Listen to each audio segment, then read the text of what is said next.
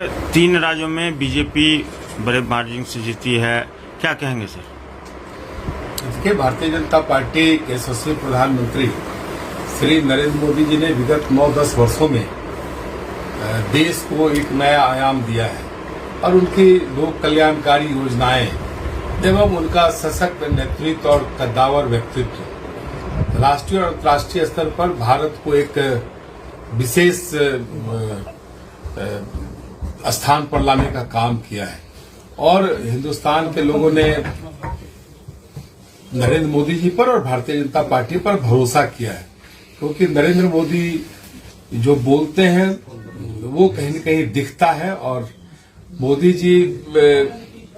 जिन मुद्दों पर कमिटमेंट करते हैं वो उनकी गारंटी होती है, वो आम लोगों तक निश्चित तौर पर वो सारी योजनाएं पहुंचती है। इसलिए उनकी साख के कारण हम सब 3 विधानसभाओं का जो परिणाम हुआ ये उनके साख का परिणाम है। उन्होंने भारत की जनता के बीच में जो साख बनाई है उसी का ये प्रतिफल है। सर, आगामी विधानसभा चुनाव में बिहार में कैसे बीजेपी लड़ने जा रही है? देखिए, आगामी बिहार विधानसभा के चुनाव में भारतीय जनता पार्टी एनडीए के जो सहयोगी दल हैं उनके साथ निश्चित तौर पर चुनाव लड़ेगी और बिहार आज जिस बदहाली के कगार पर खड़ा हो गया है, जंगल राज 2 की जो वापसी हुई है, 1.5 वर्षों से बिहार की जनता भुगत रही है और किसी भी राज्य के मुख्यमंत्री की जो पहली प्राथमिकता होती है राज्य में कानून व्यवस्था बहाल करना, ये जो प्रतिबद्धता है ये श्री नीतीश कुमार जी इसे खो चुके हैं। उन्हें सिर्फ प्रधानमंत्री बनने की चिंता है और श्री तेजस्वी यादव जी को मुख्यमंत्री बनने की चिंता है और उन्हें पता नहीं है कि श्री ललन सिंह जी जो उनके राष्ट्रीय अध्यक्ष हैं वो श्री लालू प्रसाद जी के साथ साजिश करके उन्हें राजनीति के हाशिए पर लाने का प्रयास कर रहे हैं। सर, आगे विधानसभा चुनाव जो बीजेपी लड़ेगी उसका चेहरा क्या होगा मुख्यमंत्री के लिए? नहीं, देखिए, भारतीय जनता पार्टी का चेहरा भारतीय जनता पार्टी की सरकारों का काम है और यही हमारा चेहरा होता है कि जिस राज्य में हम शासन करते हैं उस राज्य के विकास के लिए, उस राज्य के आम लोगों के बेहतरी के लिए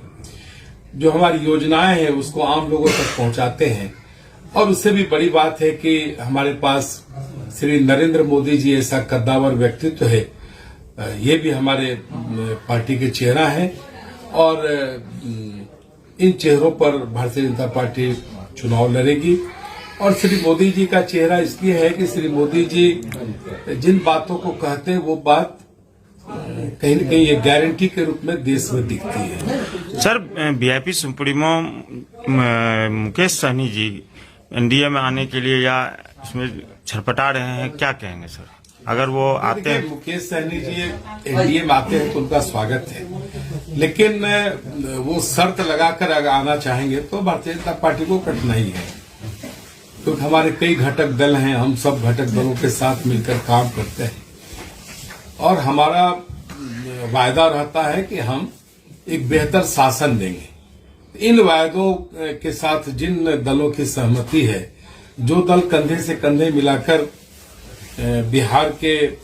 अपराध और भ्रष्टाचार की लड़ाई में जो साथ देंगे, उन सारे दलों को साथ लेकर हम चुनाव लड़ेंगे। सर, करनी सेना के राष्ट्रीय अध्यक्ष को कल गोली मार दिया गया, इस संबंध में आपका क्या कहना है? नहीं, देखिए, हम सब दुख प्रकट करते हैं। वो एक कद्दावर उनका नेतृत्व रहा है और उनके अपराधियों की जल्द से जल्द गिरफ्तारी हो, इस तरह की घटनाएं न हो। इस तरह के शीर्ष पर बैठे अगर किसी नेतृत्व की हत्या होती है, यह वास्तव में सोचनीय है। कई बार से सुरक्षा मांगी गई थी लेकिन सुरक्षा दी नहीं गई। नहीं, निश्चित तौर पर देखिए